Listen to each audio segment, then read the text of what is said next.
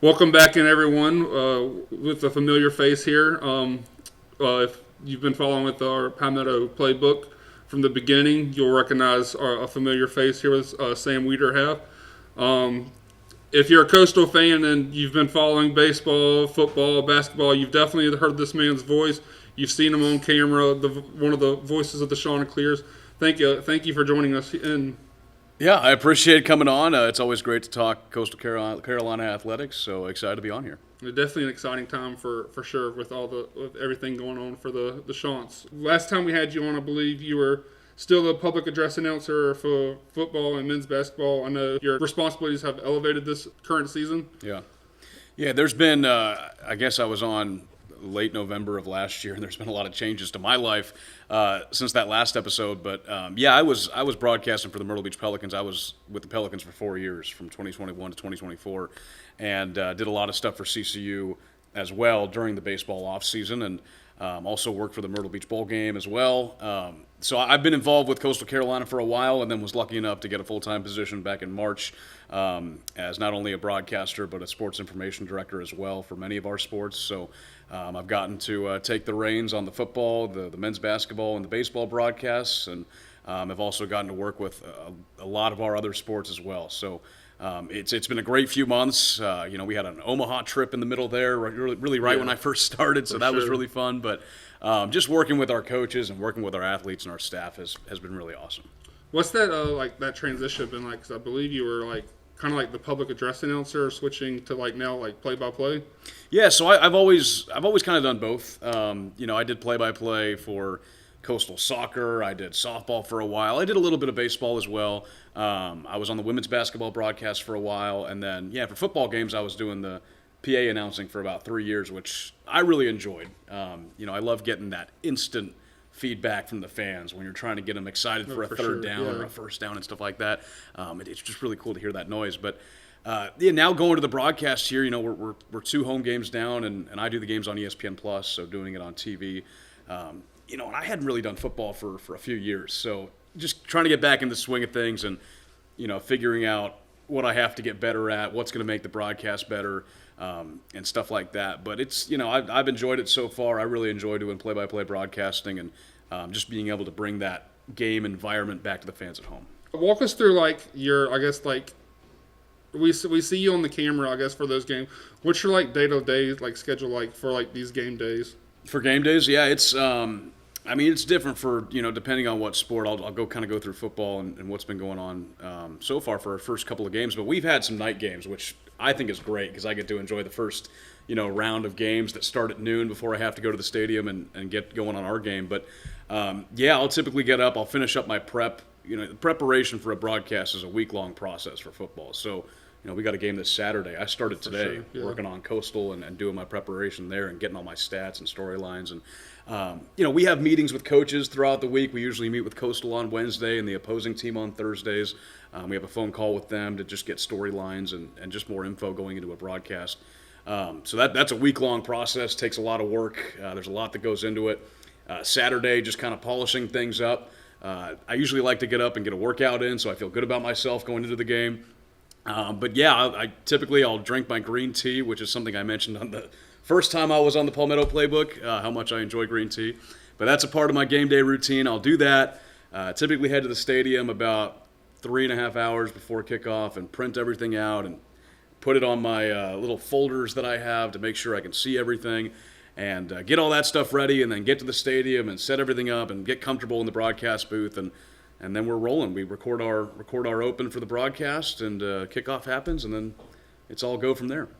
I believe you told me you came to CCU in 2020, so you've seen the highs and I don't want to, but the kind of a lower period. What's it been like through this? I guess this period of time right now. Yeah, when I first got here, nobody expected Coastal Carolina to be what they were in 2020.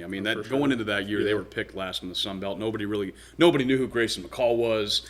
Jamie Chadwell was an unproven head coach at this level at that time. So to see the program at that level and what they did that year and really that whole stretch from 2020 to 2022 and all they accomplished was really special. And I think it's unfortunate what's going on right now with the football program. I think everyone has a level of disappointment when you don't perform at the expectations of what we know that this program can be at. Yeah.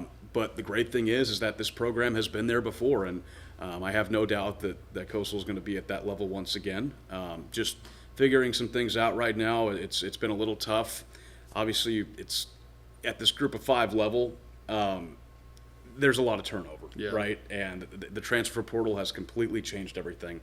And this team has had over 60 new players, and you brought in 2 new coordinators and a general manager. There was a lot of change going into the offseason. For sure. So to have that working all at once, I think is something that certainly takes time. But no doubt, definitely a level of disappointment for what we've seen on the field right now. But I think, obviously still a lot of football to be played. For sure. And, opportunity is still open for this team to do what they want to do. Yeah, I know. I think their motto is like 1-0 on the week. There's plenty of time left in the season to turn things back around. Yeah. What's been your favorite moment so far with CCU? Oh, man. I can't not say going to Omaha and playing for a national championship. I mean, it was something that not a lot of people get to experience, and not a lot of teams and programs get to experience. And we were able to win it all in 2016. And my aunt and uncle have worked at Coastal Carolina for a long time, and my uncle was on that trip in 2016. And he's told me the stories about it, and he's got the ring and everything. And all I've ever thought was, man, I want to do that at some point. Like, that sounds awesome. I want to do that. And we were able to do it this year, man. And it was just so fun, the whole ride. Winning 26 games in a row and seeing how well the team was performing and how good the pitching staff was and how they were just dominating teams and finding different ways to win. And, I remember driving to Auburn and staying there for those 2 games and just not really knowing what to expect because you're playing an SEC opponent. And we go there and beat the Tigers in the early hours of the morning in the first game, and then come back for an afternoon game the next day and beat them and go to Omaha. And then, just being at the College World Series. I mean, it's a baseball fan's heaven. There's just so many things going on around the stadium, and then you have the games, and the environment is incredible. And just I've told people ever since we got back that there's no better feeling than winning a baseball game in Omaha, because I mean, you're at the pinnacle. You've made it to the Men's College World Series, and unfortunately ran into just a really, really strong LSU team. But man, we gave them a great fight, and it was just so awesome to be able to be there to experience it. And I have no doubt that this year's team on the baseball field is going to be just as competitive. They've got a really strong group. Yeah, they're returning a lot of key pieces. I know, 'cause I'm local. I'm from Georgetown, so I remember that 2016 run as a Coastal fan. Just how incredible that was, and the fact that they did it again this year was amazing. I didn't get to make the trip out there to Omaha, but I know no doubt it was just an amazing experience to be out there for. Yeah. No, actually, I was in 2016. It's a funny story. I hadn't gone to college yet. I knew who Coastal Carolina was because my aunt and uncle were there. I was on a trip because I was going into my freshman year of college at Butler. I was on a trip to Hawaii, and I'm on the top of a volcano. I'm going on a bike tour through a volcano, and somehow my phone had service, and I got this alert that Coastal Carolina had won the College World Series, and I was like, hey, that's pretty cool. I bet my aunt and uncle are pretty happy about this right now. So that was how I got it, having no idea that the next time Coastal would be there, I was going to be there with them. So it was a tremendous experience, and hope we get to do it again. You also do the Shantz Pod, the weekly podcast talking with student athletes, coaches, and staff. I believe this is your second season with that. Which episode stands? I don't want to say pick a favorite because it'd be hard to do that. But is there any moment or conversation that stands out the most? We've had some really good ones. We started doing that when I first came to Coastal in 2020. That was when we first kind of started to do it. It wasn't what it is now. Now we're actually, we have Josh, who's our camera guy, that goes out there and does it, and it's a lot more produced now. But when we were first doing it, I had a microphone and a recorder, and I was just talking to really mainly players of the football team at the time. So as that season went on, we kept bringing guys in, and they were telling the story of the 2020 Shantz on the football field, which was really cool. But those are some of my first memories doing it. Then we brought it back last year, and got to do a whole bunch of episodes last season and really capitalized on the baseball success. So we talked to Riley Eichhoff, we talked to Wells Sykes, we did a great interview with Kevin Schnall back.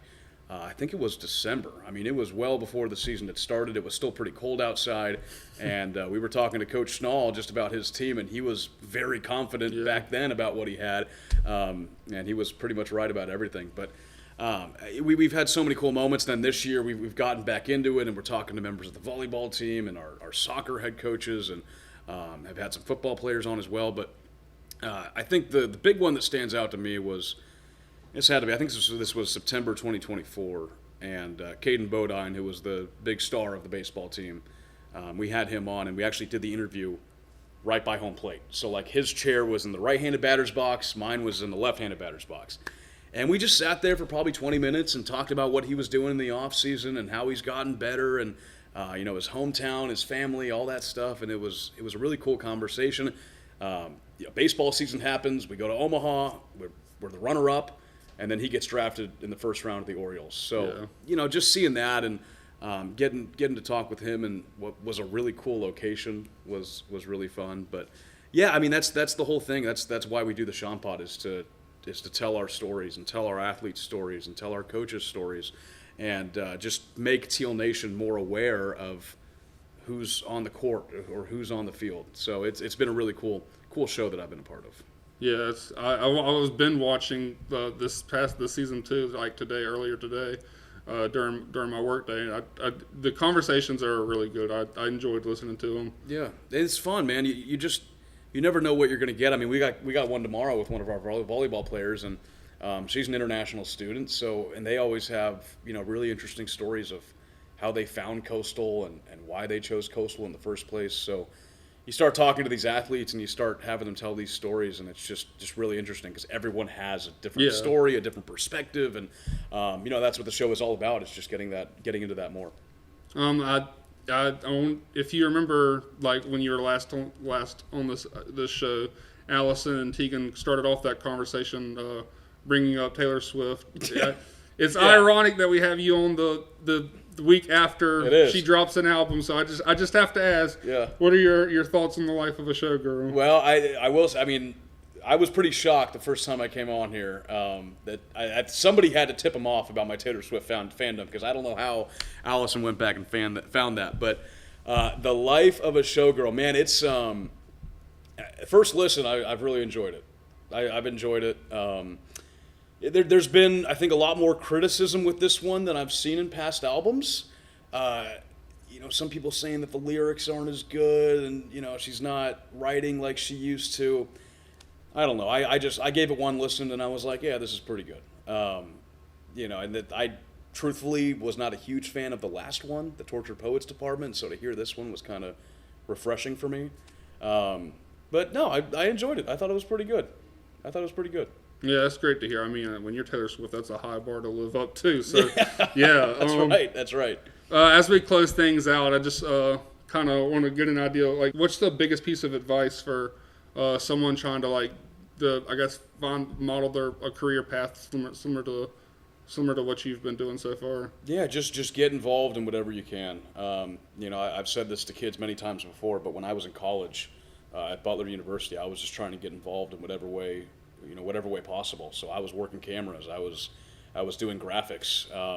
I was broadcasting high school football games on Fridays. I was broadcasting high school basketball on Fridays. Like, I was doing whatever I could to get myself not only more repetitions behind a mic, but also just more familiar with the broadcast as a whole. Because I wanted to know how everything works, so that just makes me feel a lot more comfortable when I'm in the booth, because I have a general idea of what's happening behind me and in the truck and all that stuff. So get as much experience as you can, meet as many people as you can. That's really helped me out in my career, is just the amount of people that I've come across and met and have been able to interact with has been huge and led me to a lot of really cool opportunities. So yeah, I've said, never say no to an opportunity. When you're in college, just take advantage of whatever you can, because experience is so important and meeting people is so important, and that's just what makes you better. I mean, I go back, when I was with the Pelicans in 2021, I don't sound like I did in 2021. I would like to think that I've refined myself a lot more and gotten better. And it was just from, doing 60-something baseball games a year. That's what happens, and you get more comfortable, and you find out who you are on the mic, and what you like talking about, and just it's a comfortability thing. So just take advantage of whatever opportunity you can get. Try and get as many repetitions as you can, and it'll lead to a lot of improvement along the way. Before you, do you, I guess, just like want to shout out to where people can find you at or stuff like that? Yeah, you can find me on X. It's Sam_Weiderhaft, Weiderhaft. Instagram is just my last name, Weiderhaft. And then we're doing a lot of cool stuff on X with Coastal Carolina. So at GoCCU Sports is our main athletics page, and we have our sport-specific pages from there. And X, Instagram, Facebook, all that stuff. We have a lot of cool videos and just written stories coming out. We're really trying to capitalize on our website and doing more stories. And the big thing is telling our story, right? So I've done the Shant Pod, but now we're branching into written stories and getting those out on the website and doing feature stories on our athletes. So that's been a really cool project that I've been a part of. And that's just goccusports.com online. So a lot of really cool stuff happening in Conway and Teal Nation, and I'm glad to be a part of it. And I'm excited to see it too. Yeah. I've been doing some great things.